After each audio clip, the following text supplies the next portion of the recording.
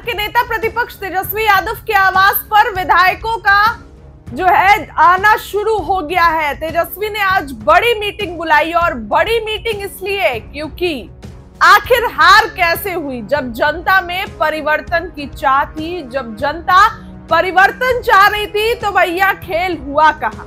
BJP के और जदयू के प्रत्याशी जीत गए, अब विधायक बन गए, उनको सेम वोट आते हैं। बिहार के दोनों उप मुख्यमंत्रियों को सेम वोट आते हैं। क्या ये सब तेजस्वी यादव देख नहीं रहे थे? राघोपुर में क्या खेल हुआ? हालांकि इन सभी मुद्दों के बीच तेजस्वी ने मीटिंग बुलाई है। मीटिंग है कि देखिए आज से यानी कि 26 नवंबर से लेकर 4 दिसंबर तक पहले चरण में हुए मतदान और जो प्रत्याशी थे उनसे तेजस्वी यादव बातचीत करेंगे। उनसे तेजस्वी ये जानने की कोशिश करेंगे कि आखिर गलती कहां हुई।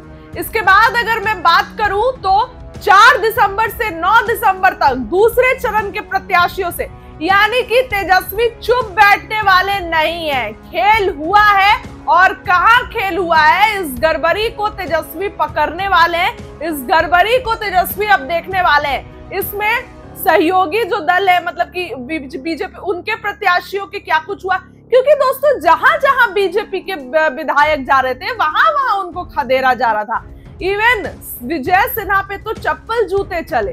तो फिर कैसे सरकार बन गई, वो भी बिल्कुल पूर्ण बहुमत के साथ। ये देखिए, मैं किसी पर भी सवाल नहीं उठा रही हूँ, तेजस्वी के ही प्रवक्ता, आरजेडी के प्रवक्ता ऐसी बातें कह रहे हैं। अब देखने वाली बात होगी कि क्या कुछ तेजस्वी यादव जो है वो करते हैं। तेजस्वी ने आज अपने आवास पर सबको बुला लिया है। हारे हुए प्रत्याशियों का जमावड़ा लगने जा रहा है, जिसमें सब लोग पहुंचेंगे, उनसे तेजस्वी बातचीत करेंगे, क्या कुछ होगा। और एक तो देखिए, ये लोगों ने अब जिस तरीके से नोटिस किया है 20 साल राबड़ी आवास, जिसमें तेजस्वी का बचपन गुजरा, तेजस्वी की पत्नी वहां रहती थी, उनके दोनों बच्चे, तो अब कहीं ना कहीं उनको वो बंगला खाली करना होगा। राबड़ी देवी को विधान परिषद में नेता प्रतिपक्ष होने के नाते दूसरा बंगला जो है वो आवंटित किया जाएगा, लेकिन वो बंगला खाली करना पड़ेगा। तो अभी तक फिलहाल तेजस्वी मीडिया के सामने नहीं आए हैं, कुछ भी ऐसा वैसा बयान तेजस्वी ने नहीं दिया है। देखिए, तेजस्वी होना आसान नहीं है, घर में क्राइसिस हो रहे हैं। आप उनके घर में देखिए, रोहिणी आचार्य तमाम तरीके के इल्जाम लगा रही है। पार्टी को इस तरीके का हार का सामना करना पड़ा जो कि बेहद निराशाजनक था, बिल्कुल अपोजिट हुई चीजें। इसके बाद अब नोटिस जाता है, तो ये सब जो है ना, तेजस्वी को कहीं ना कहीं मेंटल हेल्थ पे, ऑब्वियस सी बात है कि वो कहीं ना कहीं उनके मेंटल हेल्थ पे जोर डाल रहा है, और इस कारण से तेजस्वी यादव अभी तक सामने नहीं आया। लेकिन फिर भी लोगों की उपस्थिति, लोग ये चाह रहे हैं कि उनके किसी भी अच्छे कार्यक्रम में तेजस्वी की उपस्थिति हो, तो तेजस्वी वहां जाने से नहीं रुक रहे। कल भी राघोपुर पहुंचे, उसके पहले भी एक शादी में पहुंचे। तो यूं लगातार तेजस्वी शादी विवाह में जाकर वहां 4 चांद लगा रहे हैं, लेकिन उनकी परेशानियां बढ़ती जा रही हैं, उनकी मुश्किलें बढ़ती जा रही हैं। हालांकि तेजस्वी ने अपने आवास पर सभी हारे हुए प्रत्याशी, जीते हुए विधायकों को बुलाकर बातचीत करना, मंथन करना शुरू कर दिया है। देखने वाली बात होगी क्या कुछ रिजल्ट आता है, तेजस्वी क्या कुछ जो है वो कंक्लूजन निकालते हैं। इस खबर के लिए इतना ही, बहुत बहुत धन्यवाद। देखिए, चुनाव आयोग को स्पष्टीकरण देना पड़ेगा। बिहार के जनादेश पर डाका पड़ा है। चुनाव आयोग को यह भी बताना पड़ेगा कि आचार संहिता लग जाने के बाद खातों में पैसा कैसे गया, चाहे वो जीएसटी एडवांस का पैसा हो, चाहे वो विश्व बैंक के कर्जे का पैसा हो। क्या चुनाव आयोग इस बात की इजाजत देता है अपने नियमावली के अनुसार कि चुनाव आचार संहिता लगने के बाद भी लाभुक को पैसा दिया जाएगा वोट को प्रभावित करने के लिए? क्या इस बात का प्रमाण नहीं है कि जनादेश की डकैती हुई है? पूरी संवैधानिक संस्थाएं जिस तरह से हाईजेक होते जा रहा है, सत्ता प्रतिष्ठान की आंगन की शोभा बढ़ते जा रही है, क्या इस देश के अंदर में संवैधानिक संस्थाएं बचेगी? लोकतंत्र बचेगा? लोकतंत्र रौंदता जाएगा और लोग तमस्वीर बैठे रहेंगे?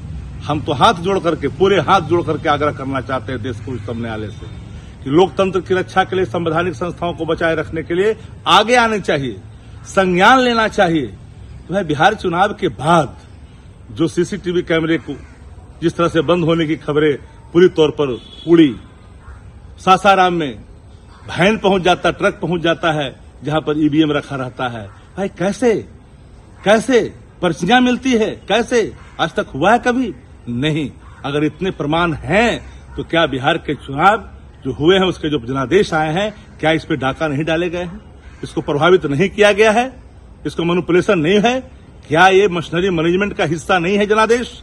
ये सारे सवाल हैं। इन सवालों का उत्तर देश की आवाम, बिहार की आवाम जानना चाहती है कि आखिर चुनाव आयोग की भूमिका क्या थी। चुनाव आयोग को निष्पक्ष चुनाव कराने थे, लेकिन पक्षपात चुनाव के जो परिणाम आए हैं वह भी सबके सामने है। जनता में उदासी है, जनता में इस चुनाव परिणाम को लेकर हर्ष का भाव नहीं है। ये बात भी सबके मुखमंडल पर देखा जा रहा है। इसलिए इसको रक्षा करने के लिए लोकतंत्र को और संवैधानिक संस्थाओं को बचाने के लिए आगे आना पड़ेगा। देखिए, चुनाव आयोग को स्पष्टीकरण देना पड़ेगा। बिहार के जनादेश पर डाका पड़ा है। चुनाव आयोग को यह भी बताना पड़ेगा कि आचार संहिता लग जाने के बाद खातों में पैसा कैसे गया, चाहे वो जीएसटी एडवांस का पैसा हो, चाहे वो विश्व बैंक के कर्जे का पैसा हो। क्या चुनाव आयोग इस बात की इजाजत देता है अपने नियमावली के अनुसार कि चुनाव आचार संहिता लगने के बाद भी लाभुक को पैसा दिया जाएगा वोट को प्रभावित करने के लिए? क्या इस बात का प्रमाण नहीं है कि जनादेश की डकैती हुई है? पूरी संवैधानिक संस्थाएं जिस तरह से हाईजेक होते जा रहा है, सत्ता प्रतिष्ठान की आंगन की शोभा बढ़ते जा रही है, क्या इस देश के अंदर में संवैधानिक संस्थाएं बचेगी? लोकतंत्र बचेगा? लोकतंत्र रौंदता जाएगा और लोग तमस्वीर बैठे रहेंगे? हम तो हाथ जोड़ करके, पूरे हाथ जोड़ करके आग्रह करना चाहते हैं देश को उच्चतम न्यायालय से कि लोकतंत्र की रक्षा के लिए, संवैधानिक संस्थाओं को बचाए रखने के लिए आगे आने चाहिए, संज्ञान लेना चाहिए। तो है बिहार चुनाव के बाद जो सीसीटीवी कैमरे को जिस तरह से बंद होने की खबरें पूरी तौर पर उड़ी, सासाराम में वैन पहुंच जाता, ट्रक पहुंच जाता है जहां पर ईवीएम रखा रहता है। भाई कैसे पर्चियां मिलती है, कैसे आज तक हुआ है कभी? नहीं। अगर इतने प्रमाण हैं तो क्या बिहार के चुनाव जो हुए हैं उसके जो जनादेश आए हैं, क्या इस पे डाका नहीं डाले गए हैं? इसको प्रभावित नहीं किया गया है?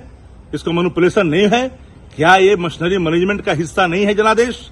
ये सारे सवाल हैं। इन सवालों का उत्तर देश की आवाम, बिहार की आवाम जानना चाहती है कि आखिर चुनाव आयोग की भूमिका क्या थी।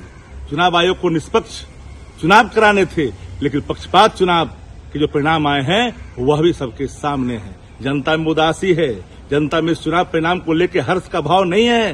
ये बात भी सबके मुखमंडल पर देखा जा रहा है। इसलिए इसको रक्षा करने के लिए लोकतंत्र को और संवैधानिक संस्थाओं को बचाने के लिए आगे आना पड़ेगा।